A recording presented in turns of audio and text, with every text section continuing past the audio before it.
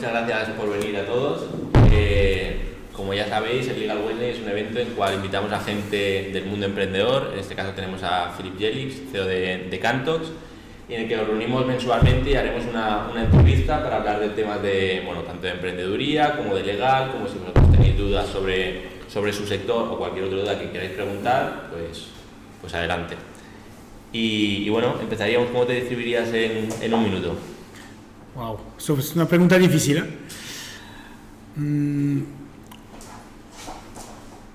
No me gusta mucho tener un jefe, yo creo que por eso he creado una empresa. No, más allá de eso, yo creo que soy de esas personas que quería ser emprendedor porque le gusta...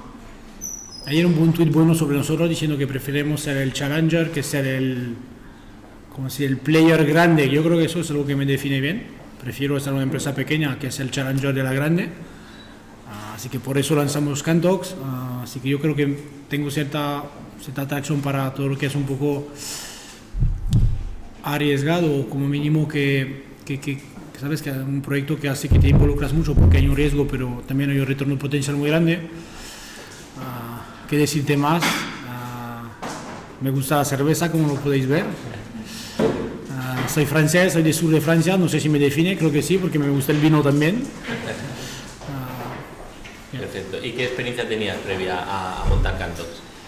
Estaba en Deloitte, en consultoría, así que cuando digo que no me gusta mucho tener un jefe, en consultoría hay muchos y son durillos a veces, así que creo que es una de las razones porque salí. Fue una buena experiencia, pero al final quería ser más, ¿cómo decir?, un poco el responsable único y último de lo que hago, y eso en una multinacional es muy difícil. En una empresa de nueva tecnología es todo lo contrario. Y me gustaba la idea de emprender, asumir el riesgo, tener el retorno si funciona y asumir el fracaso si fracasa. Y para la gente que no sepa bien qué es Cantox, que es un poco complicado para los no entendidos del mundo financiero, ¿lo podrías definir? Hacemos algo bastante simple. Me imagino que la mayoría ha viajado ya fuera de la zona euro, en avión probablemente, o sea, Estados Unidos, Inglaterra. Si cuando llegáis al aeropuerto siempre hay una casa de cambio bonita que escribe no comisión en grande, y en realidad cuando miráis el tipo de cambio hay una comisión absolutamente brutal escondida. Pues eso es lo mismo para una empresa. La comisión es menor, pero el banco da un tipo de cambio y lo coges o no. Y en este tipo de cambio hay una comisión muy grande escondida. Nosotros hemos montado un marketplace donde las empresas, de manera transparente, compran y venden divisas entre ellas con una comisión que es totalmente transparente. Así que cuando un banco puede cobrar el 1,5, el 2, el 2,5, nosotros cobramos 0,2 de media. Para daros un ejemplo, el año pasado nuestro mayor cliente de aquí de Cataluña ha ahorrado 400.000 euros de comisiones. Es bastante pasta para una pyme. Y eso es lo que hacemos. ¿Y realmente sois una empresa pionera en este sector que normalmente está poblado por bancos? Hace pocos años que las empresas, digamos, de nueva tecnología financiera están saliendo. En nuestro segmento de divisas hay un par de empresas que hacen lo mismo para particulares. Tú quieres irte a Nueva York y comprar divisa, pues lo haces con ellos. Nosotros tenemos un enfoque 100% B2B y en el segmento B2B somos los únicos por ahora. Vale. Así que hay 3-4 players, 3 para particulares y nosotros para B2B. Vale. ¿Y vosotros nacisteis o pasasteis, digamos, por una serie de aceleradoras, incubadoras, SeedRocket y me has comentado que INLEA? ¿Qué os aportaron? ¿Lo consideráis una experiencia positiva? ¿Lo recomendáis? Nosotros nacimos en Startup Weekend. Digo nacimos porque es ahí que encontramos el director informático. Después entramos en INLEA, en el programa Link to Start, que nos asesoró durante un año para montar la empresa, el business plan y tirando. Y eso fue en enero 2011 y en mayo, mientras estábamos todavía en Link to Start, entramos en SeedRocket, hicimos el campus y entramos en la incubadora SeedRocket, que era un poco raro porque estábamos Link to Start con SeedRocket a la vez, pero como hay buena relación con todo el mundo, funcionaba. Ha aportado mucho INLEA, Link to Start, porque fueron el primer cliente. Porque están financiados por Cisco desde Estados Unidos, así que tienen que cambiar divisa. Y Seedrocket, porque al final había mucha gente y muchos mentores que tienen mucho recorrido en el sector. Uno de ellos, Marek Fodor de Atrápalo, acabó incorporándose en Cantox. Cuatro de ellos fueron Business Angel, Carlos Blanco, François Derbe, Juan Margenat. Así que en cuanto a integración en el ecosistema, Seedrocket fue un push importante. Además de cuando invierten, aunque sea un importe pequeño, da mucha credibilidad al proyecto. Entonces vosotros cuando empezáis, claro, queréis ir a un sector muy regulado, al menos en España. ¿Qué pensáis? ¿Cómo os asesoráis? ¿Qué puertas tocáis para ver qué requisitos tiene este mercado? ¿Cómo podéis entrar? Cuando nacimos en Startup Weekend, la gran duda que emitió el jurado fue la parte de regulación ilegal. Había gente que decía que eso era totalmente ilegal, que no se podía montar. Esos son los típicos que nunca lanzaron una empresa. Y hubo otros que decían, no, puede ser, pero como mínimo hay que verificarlo. Así que hicimos una especie de investigación aquí. Sin embargo, rápidamente llegamos a la conclusión de que el mercado de divisa está en Londres. Hay que en Londres se gestiona el 40% de las divisas a nivel global. Así que realmente la mitad del mercado casi está en Londres. Así que eso empezó a convencernos de que tenía sentido estar ahí porque el ecosistema está ahí. La regulación estaba mucho más adaptada que la de aquí, porque es una plaza financiera con un mercado de divisa enorme. Así que dijimos muy rápido, ni nos planteamos lanzar en España, abrimos en Londres, habrá oficina en España para el desarrollo y lo que sea, pero la empresa estará en Londres, segura en Londres. Así que no nos planteamos mucho tiempo que la sede esté aquí en Barcelona. Y entiendo que en este proceso, bueno, necesitáis una serie de fondos, acudís a los Business Angels, en este caso Carlos Blanco, François y demás, os ponen facilidades, os cuesta mucho llegar a esta primera ronda, las condiciones que os ponen son muy complejas, muy por decirlo de alguna forma, abusivas, o confían en vosotros rápidamente. La primera ronda se hizo, fue una especie de proceso bastante gracioso, porque al final hacemos Startup Weekend en octubre de 2010. Después de Startup Weekend conocimos el director tecnológico, así que decimos ya, hay que empezar a montar un prototipo. Montamos el prototipo, yo creo que era en enero, publican que en Madrid va a haber la feria Omexpo de e-commerce y que hacen un startup contest con 25.000 euros de prize money. Así que dijimos, hay que ir. Así que hay que ir, pero si hay que ir bien, hay que ir con un prototipo y una transacción hecha. Parecía un poco ambicioso, pero bueno.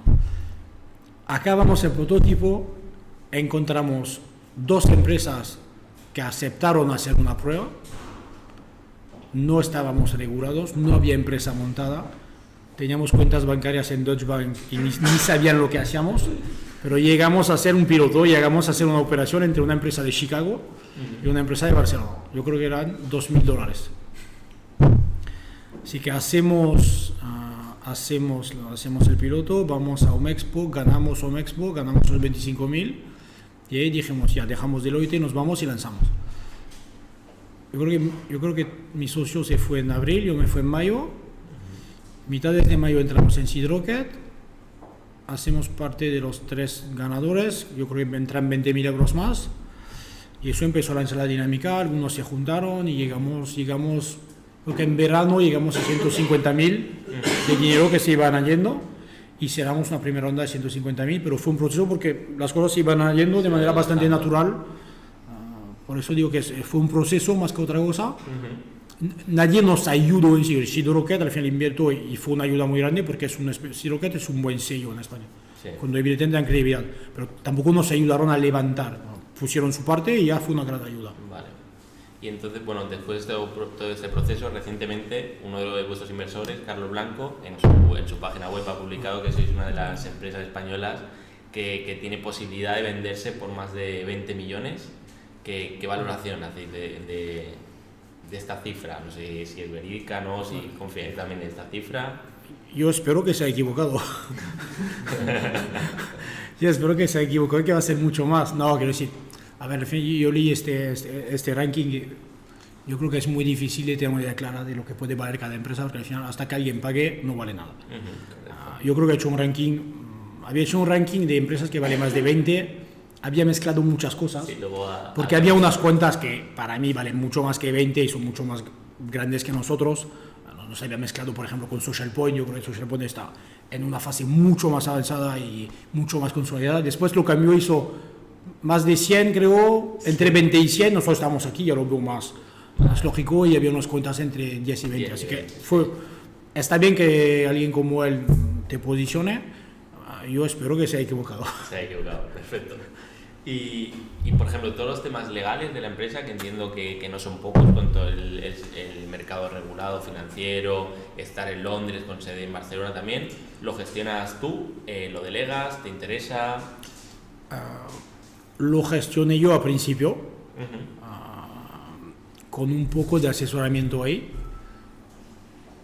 Iba más allá de mis competencias, así que rápidamente incluimos un director financiero y legal que lo hace mucho mejor, así que yo me he desencargado, participo en las decisiones y reflexión, pero me he desencargado mucho de la operativa y creo que mucho mejor así. Fue algo complicado, siempre lo es en fintech, en finanzas, porque al final siempre hay regulación más o menos estricta, pero hay. Lo bueno de eso es que impide que haya actores que sean piratas. Lo malo es que cuesta a actores innovadores entrar, y en particular yo diría que cuesta mucho. Yo creo que puedes montar una startup que funcione muy bien entre unos techies, sin saber nada de business. Montar una empresa de servicios financieros innovadora entre techies, por ejemplo, yo lo veo mucho más difícil porque hay una barrera a nivel de business, de regulación y todo, que es muy complicada, y yo creo que es negativo porque al final para el ecosistema fuera mejor que cualquier techie podría lanzar su empresa fintech, pero es muy difícil porque la regulación es una barrera grande que al final para nosotros ahora es una ventaja, porque al final te limita la entrada de nuevos actores. Sí. Pero yo creo que fuera mejor que la regulación estuviera un poco más abierta. Es decir, una primera etapa lo regulaba, o sea, llevabas tú la parte legal porque relativamente era sencilla. Y éramos muy pocos, así que... En cuanto tuviste oportunidad, sí, pusiste una figura que lo gestionara. No, y ahora además es un trabajo realmente que es un tercio del tiempo de una persona. Hay realmente una parte importante, gorda, porque hay una parte auditoria muy regular. Es gordo. ¿Y consideras que la regulación actual en materia en el mercado financiero está actualizada para empresas como vosotros, o está todavía desfasada, que está pensando en bancos, en un sector mucho más cerrado que no ofrece posibilidades para entrar gente nueva? Es que al final la regulación ha sido hecha históricamente para bancos, porque solo había bancos. Así que se ha hecho con una filosofía de bancos por personas que venían de bancos y con la filosofía de banquero. Va cambiando. Desde 2007 hay una regulación paneuropea que empieza un poco a estructurar y a especificar lo que se puede hacer y cómo. La problemática es que esta regulación paneuropea cada país la tienen que implantar localmente. Sí. UK está muy avanzado y hay países como España mucho menos avanzados. No es que el país esté menos avanzado, es que el oligopolio bancario presiona más. No es un tema de país, es un tema de banca. Va avanzando, aún así va avanzando, es positivo, porque al final mejor que avance mal, pero sí, que avance. Así que lo de crowdfunding que viene a salir no está muy adaptado, pero como mínimo hay algo, así que se puede empezar. Así que siempre irá demasiado lento en nuestra filosofía de startup, pero bueno, pero avanza. Ayer hablaba con una startup que hace algo un poco similar a lo que hacemos, digamos, en Estados Unidos. Han empezado hace 18 meses, todavía no están regulados, han avanzado, pero no están regulados. Y el regulador le decía, wow, fantástico, el avance que habéis hecho en 18 meses está genial. Y nosotros mirando en plan, pero estás loco, ¿no? Hace 18 meses que no podemos hacer negocio y tú lo ves como rápido, ¿sabes? Había una dicotomía absoluta. El regulador piensa como un banquero, así que avanza, pero todavía cuesta. Y a nivel legal, ¿con qué situaciones de conflictos habéis encontrado? ¿Habéis encontrado alguna situación grave de conflicto o tanto en la operativa como a lo mejor con algún inversor? Es decir, que por el pacto de socios, alguna cláusula os ha impedido hacer otra ronda o... Es una parte siempre complicada. tuvimos suerte que las dos primeras rondas fueron bastante light, porque la primera era con Business Angel del sector, que no nos pidieron nada que fuera exagerado. La segunda, como en gran parte se hizo con las mismas personas, nos quedamos con la misma filosofía. Ahora la última sí que fue otra cosa, fueron 80 páginas en inglés, legal, es otra cosa. Pero no, a nosotros no hemos visto cosas muy exageradas o cuando las hemos visto nos hemos negado desde el principio. Y es verdad que al final el inversor busca su interés. Bueno, no, algunos son más razonables que otros, pero algunos al final dicen, si exijo cosas un poco desorbitadas, pero que las acepten, pues fantástico. Correcto. Así que yo creo que hay que pensar siempre que el inversor es importante, pero al final el proyecto no es el inversor que lo lleva. Así que no hay que aceptar cosas exageradas. Tampoco hay que creer que el inversor va a aceptar cualquier cosa. Quiero decir, yo veo tanta gente ahora que me viene a ver que me dice, no, quiero levantar pasta, tanto a tal valoración. Yo les digo, esta valoración aquí en España es difícil que se pague. No, pero nuestro proyecto lo vale. Bueno, tú mismo, al final yo digo, es como siempre, si alguien paga, alguien paga. Hasta he visto casos de gente que ha llegado en encontrar un business angel muy poco profesional que no tiene ni idea, así que le ha levantado un poco de pasta a una valoración desorbitada. Yo digo, ahora, sí, ningún business angel que pinte algo en el ecosistema te va a pagar lo que ha pagado, así que te vas a tener que levantar una valoración mucho menor. El primero se va a cabrear, así que vas a estar en un pollo absoluto. Correcto. Bueno, para quien no lo sepa, Cantox ha levantado recientemente una ronda que creo que eran de 6 millones, 6,5, sí. 400 o por ahí. 500, sí. De unido también, supongo que las 80 páginas valen la pena. Sí, es un buen precio por página, sí. Si lo divides, si eran 80.000 euros a página, algo así no está mal. Bien. Y entonces, en todas estas fases, bueno, tenéis un contrato de 80 páginas, tenéis un mercado regulado, entonces tenéis un equipo de abogados que confiáis. ¿Qué valoras de ese equipo de ese asesoramiento legal? Es decir, tanto cuando empiezas tú como cuando dices, mira, necesito una consulta y tardan un mes en responderte o no, la tienes al momento. ¿Qué valoras? ¿La proximidad, la confianza, la experiencia? Es lo difícil cuando entras en estas rondas, en que en general son... Cuando se hacen las primeras rondas, en general, si tienes un abogado, aún así tú negocias entre emprendedor e inversor. Sí. Y el abogado escribe. En las grandes, en general, y lo habitual cuando tienes gabinetes anglosajones grandes, es que ellos hablen entre ellos. Tú hablas a tu abogado, el otro a su abogado, los abogados hablan, te hacen feedback. Es que siempre es, vale, te hablo, le hablas, y nunca se acaba el tema. Así que ahí la problemática es que puede durar, es muy difícil transmitir bien lo que quieres. Estuvimos bastante contentos de cómo pasó, pero es verdad que la primera vez te cuesta mucho, porque no estás acostumbrado a esta manera de negociar, que al final no es tú quien negocia en directo. Cuando negocias en directo todo va muy rápido. Sí. Cuando no negocias en directo, porque además eres un cliente entre 50 más que tienen, así que eso te lo vuelve mucho más complicado, mucho más. Yo creo que lo más importante es la proximidad y la capacidad en ser muy, muy rápido en responder. Los nuestros lo fueron bastante, francamente. Los que no lo fueron los abogados de los demás. Y nos cabreaba muchísimo. Sí, es que... ¿Y tu imagen de los abogados ha cambiado con el tiempo? Es decir, desde que empiezas la empresa, que supongo que contratas un abogado, digamos, de cierto nivel, pero no contratas al abogado que estás contratando ahora, y ha cambiado la experiencia, te has quemado de los abogados, piensas que se están adaptando al mundo de las startups o que dices, no, estos tienen otro mundo y van completamente... Nosotros lo que hemos hecho un poco peculiar es que las dos primeras rondas, los dos primeros pactos de socios, fueron 3 páginas escritas por nosotros. Escribimos en un inglés spanglish, digamos, eso es un pacto de socios. No pasamos por abogado que iba redactando cosas muy legales, así que además no sé qué valor tenía realmente. Así que es un poco raro porque habitualmente hay un abogado que realmente redacta las cosas. Yo creo que eso no es lo común. En general los inversores vienen con un pacto de socio ya hecho. Nosotros tuvimos esta peculiaridad, así que no sé si es la norma y si debería ser la norma. Lo seguro es que pacto tiene que haber y desde el principio, Y nosotros teníamos hasta un pacto entre fundadores al principio, Sí. sin hablar de inversores. Pacto entre fundadores. Sí, Si alguien se va, ¿qué pasa? Si alguien no cumple, ¿qué pasa? Yo creo que es clave cómo se repartirán las acciones cuando realmente se montará la empresa. Yo creo que eso es clave. Claro, nosotros lo recomendamos desde el inicio, es decir, mucha gente dice, no, pacto de socios cuando entre un inversor.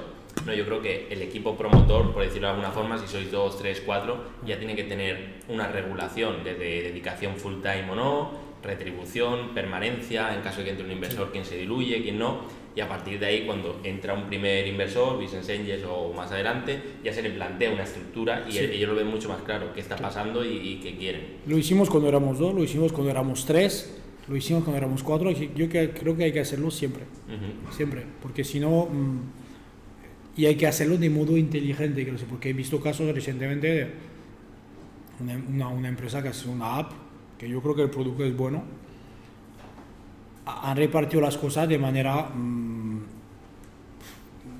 totalmente, pues, no irracional, pero de gente que ves que no tiene ni idea de cómo funcionan las cosas, aunque saben mucho de su producto y son bastante buenos. Pero, por ejemplo, el que ha llevado el primer Business Angel pequeño ha considerado que por hacer eso, aunque era el 5, merecía el 50% de la empresa. Otro el 20 y los tres más los que daban el 10.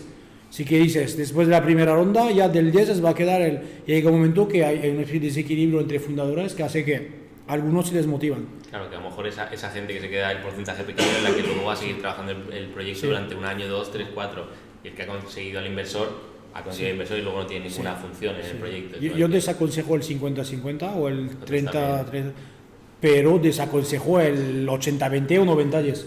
Hay que haber un equilibrio razonable y que motive a todo el mundo. Y cuando vais a firmar este último pacto de socios, que entiendo que es el más importante, ¿vais con alguna mentalidad de no quiero que me pongan esta cláusula, no vamos a aceptar esto, me da miedo que tal? No, quiero decir, yo creo que lo que no quieres es que hayan cosas muy abusivas. Por ejemplo, si te despedimos y al final, por la razón que sea, pierdes tus acciones. Y dices, pero eso quiere decir que la empresa crece, es una bomba, te conviene despedirme, porque al final mis acciones las pierdo. Cosas así a veces se proponen, hay algunas cosas así abusivas totalmente. Después hay cláusulas duras pero normales. Tú decides de irte, pierdes una parte de tus acciones. Que hay un derecho de liquidación preferente, no me acuerdo cómo se dice en castellano. Derecho de adquisición preferente. Eso no lo veo, mientras no es por un importe exagerado, no lo veo totalmente anormal. Hay cláusulas duras, yo creo que en muchos casos hay que aceptarlas. Lo que importa es mucho el feeling con el inversor, tener muy claro que va a ayudar, o si no ayuda, como mínimo que no moleste.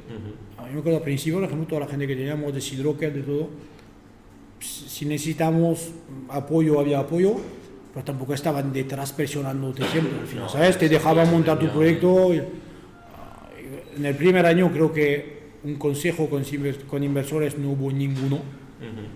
No creo que es lo ideal, debería haber, pero no hicimos ninguno. Y en el segundo año, después de levantar el primer millón, yo creo que hicimos 2 en un año. Claro, pero nadie nos presionaba, ¿sabes? Al final... Porque es muy importante también elegir a qué compañeros de viaje vas a tener a lo largo de todo, porque los inversores, aparte de poner dinero, te van a acompañar durante toda la vida de tu startup. Entonces es muy importante que no te guíes únicamente por el dinero, sino que pidas referencias incluso de los inversores y digas, mira, Carlos Blanco o Caviedes o etcétera, que han invertido en un proyecto, pues tienen referencias de ellos y veo que trabajan bien, que no son un tipo de inversor que no va a querer confiar en mi proyecto. En esa ronda descartamos una oferta con una valoración mejor, por algunas cláusulas y por feeling con el inversor. Que no acaba de encajar.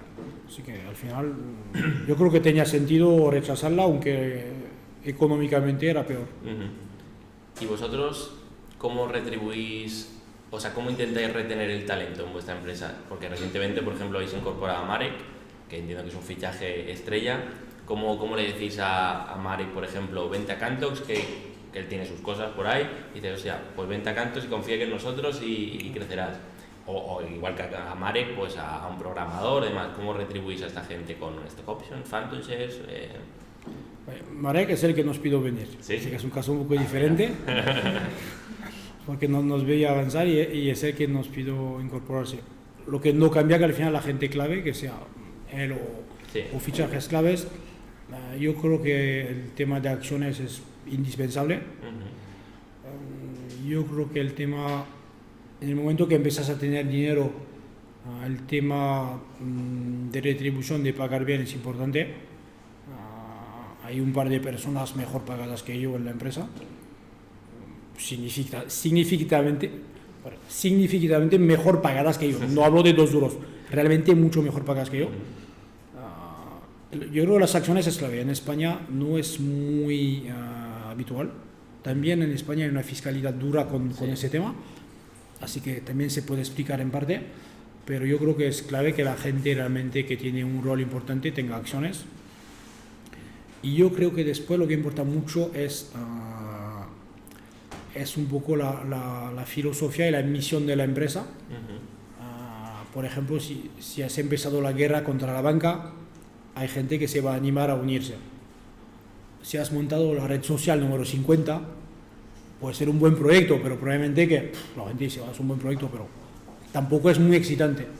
Cuando montas un proyecto muy ambicioso con unos competidores muy duros, que es una industria enorme, hay gente que se identifica y que está muy motivada por estar.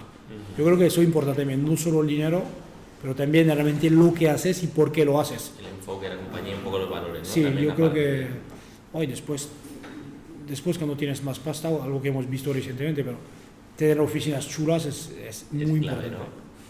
Bueno, pues ya lo sabéis, cuando crezcáis, oficinas chulas. Nosotros no lo infravalorábamos antes. Pensábamos que no importaba tanto y en realidad te das cuenta de por qué los americanos gastan un dinero absolutamente increíble en eso, que te das cuenta que al final importa mucho y al final de cierta manera te permite también a veces pagar un poco menos a cambio de eso, así que al final no es que sea más caro si lo miras en su globalidad, pero importa mucho. Sí, yo creo que aquí hay mucha gente por el ping-pong que tienen aquí en la oficina, yo creo que se quedan aquí. ¿Y qué recomendarías a una persona que está empezando, a un emprendedor que tiene su proyecto, a lo mejor tiene su equipo? ¿Qué consejos le darías con todo lo que tú has vivido?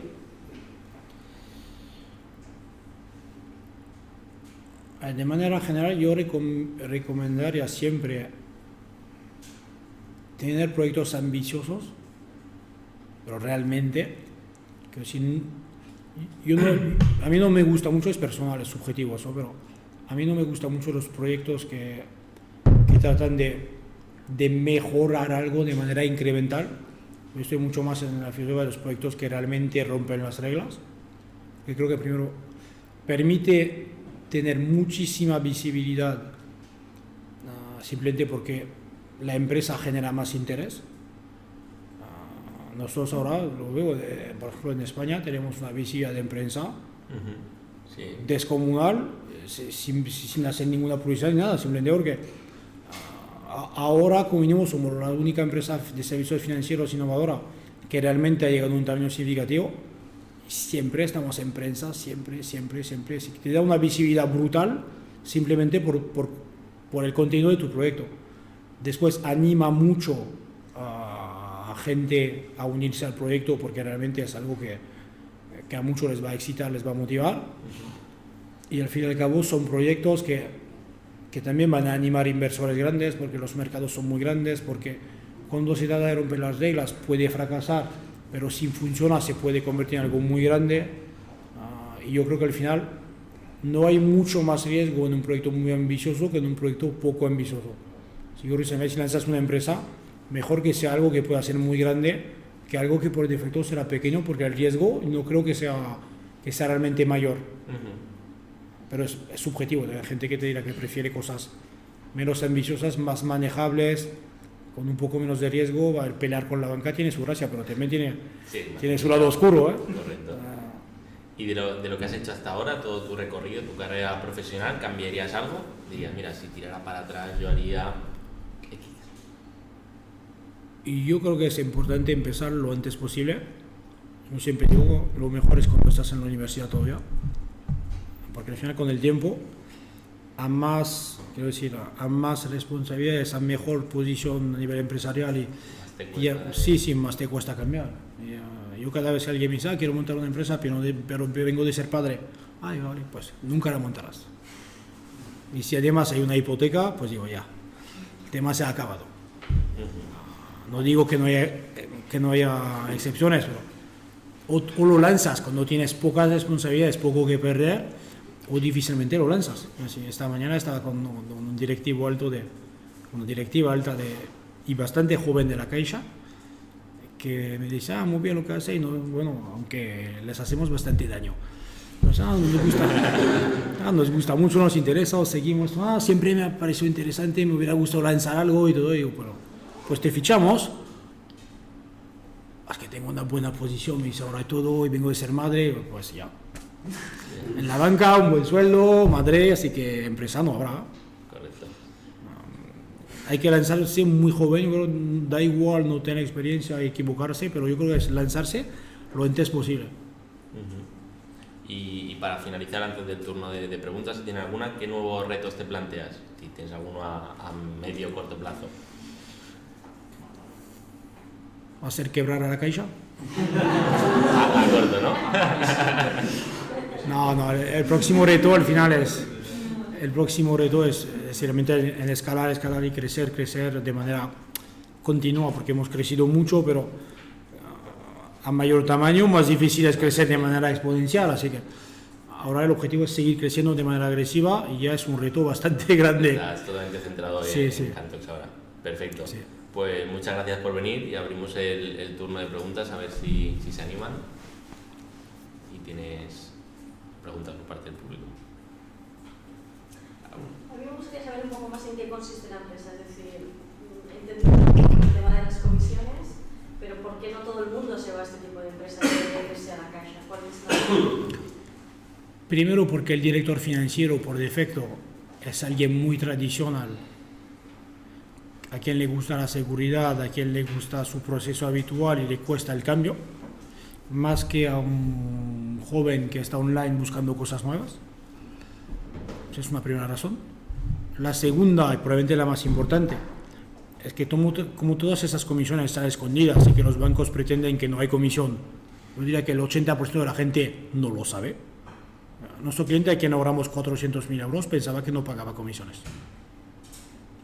Y eso es la norma.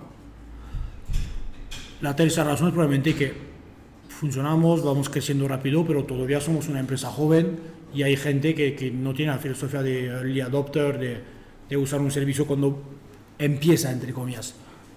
Yo creo que dentro de 10 años los servicios financieros serán muchísimo más online y la velocidad de adopción de servicios como el nuestro será mucho más rápida.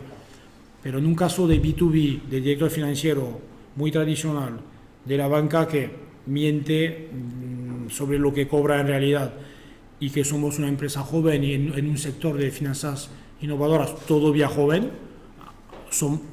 no es que sean frenos, pero al final educamos el mercado y eso cuesta tiempo. ¿Una pregunta más? Una pregunta. ¿Cuál es vuestro target? ¿Cuál es el tamaño de compañía que le podría interesar tanto? ¿Qué nivel de operaciones tiene que hacer? Yo diría que la gran parte, digamos, tiene una facturación de hasta 100 o 200 millones y hace divisas entre 10 y 20, hasta 10 o 20 millones. Lo que no impide que tenemos unos Condor 7 que facturan 300, 400 millones. Nuestro mayor cliente, que es un caso un poco más pesado, factura 4.000 millones y el que hace más volumen hace 100 millones de divisas al año. Pero la parte gorda es realmente la pyme y la pyme mediana, digamos. Así que ahí hay un potencial de cliente un poco infinito. La gran empresa, no. La gran empresa está muy avanzada, puede negociar, tiene gente muy formada, no nos necesita. El foco es realmente pyme. De cualquier sector, tenemos empresas tecnológicas, tenemos empresas de distribución de cosmética, de turismo, no me acuerdo de todos los sectores, pero tenemos muchos sectores diferentes. Y estamos en 12 países o 13. ¿Tienes que facturar 100 millones? Eso es mi cliente ideal. Hay muchos. Hay que estar en ese negocio para darse cuenta. Solo provincia de Barcelona pymes que facturan 100 millones, no te imaginas cuántas puede haber. No nos damos cuenta, pero hay muchísimas pymes grandotes que funcionan bien y que ni conocemos. Muchísimas. Realmente a nosotros nos sorprende cada día y que nadie conoce. A mí me ha llamado tanto. Ah, No tenemos la suerte todavía de facturar. Bueno, la empresa que te comentaba antes de Camalún, la empresa de producto personalizado, eso está comentando antes, pues Bernat es el CEO.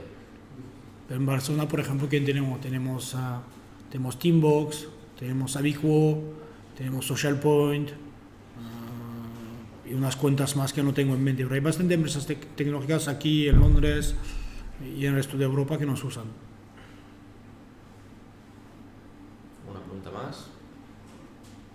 ¿Puedes dar más números de lo que facturáis y lo que el número de clientes que tenéis y todo esto? ¿Facturáis? No. Clientes tenemos 500 más o menos en Europa, en 12 países o 13. Para el tema de volumen, ahora hacemos unos cuantos millones de dólares cada día. Así que es una especie de reto simbólico. Ya cuando haces más de $1 millón al día, ya es una primera barrera simbólica. Ahora el primer objetivo simbólico son $100 millones en un mes. Y plantilla, me habías comentado que estáis alrededor de 42 o 3. 42. Y divisas creo que había 27, ¿no? 25. 25. Operando aprox. Sí, las principales, que al final hacer cambio en, no sé, una divisa exótica de un país lejano, está bien tenerlo en el papel escrito, pero no te sirve mucho al final. No es práctico. La mayor parte es el dólar. Vale. ¿Alguna pregunta más? ¿O pasamos a networking y nos vamos a las preguntas más cercanas? Perfecto. Pues nada, muchas gracias por venir a todos vosotros. Gracias.